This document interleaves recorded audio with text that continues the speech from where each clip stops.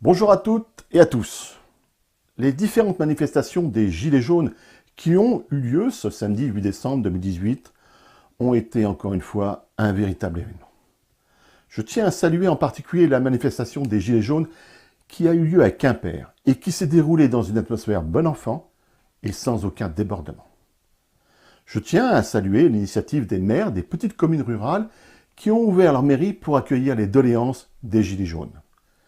Et je tiens aussi à saluer l'initiative du maire de Quimper et de quelques adjoints et conseillers municipaux qui ont été au devant samedi des Gilets jaunes pour discuter avec eux. Il est regrettable que ce soit un mouvement populaire de fond qui oblige nos hommes politiques ou autres pseudo-élites à se rendre compte de la situation dans laquelle vivent de trop nombreux Français. Cela fait maintenant près de 40 ans que la situation des Français dits moyens ou pauvres se dégrade, et plus particulièrement ces 10 dernières années. Durant toutes ces années, les citoyens n'étaient plus la préoccupation principale de nos dirigeants. Le manque de courage politique a fait qu'aujourd'hui la France est le pays le plus taxé au monde. Aujourd'hui, il est urgent pour la cohésion de notre République de mettre le citoyen au centre de la société, et non plus l'inverse. Pendant ces 40 dernières années, les Français ont prouvé ce qu'ils pouvaient faire pour l'État. C'est maintenant à l'État de prouver ce qu'il peut faire pour les Français. Et la première des réformes que les Français attendent depuis de nombreuses années et qui a été dans le programme du gouvernement actuel, c'est la réforme de l'État. Il faut en finir par cette opacité des dépenses publiques qui fait que plus personne ne sait à quoi servent les impôts et taxes qu'il paie. Chacun d'entre nous a été ou est témoin de gaspillage de notre argent, que ce soit au niveau communal, départemental, régional et bien évidemment national.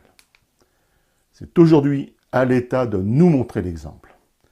C'est à lui de se réformer et d'éviter tous les gaspillages financiers, ce qui permettra sans aucun problème à redonner du pouvoir d'achat à ceux qui en ont le plus besoin. Bien entendu, ce n'est qu'une piste pour donner un nouvel élan à notre pays. Il y en a tellement d'autres qui ont été mises en évidence par les mouvements des Gilets jaunes.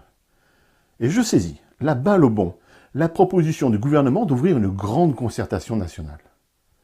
C'est à chacun d'entre nous de nous faire entendre en apportant nos propositions et doléances directement au plus haut sommet de l'État.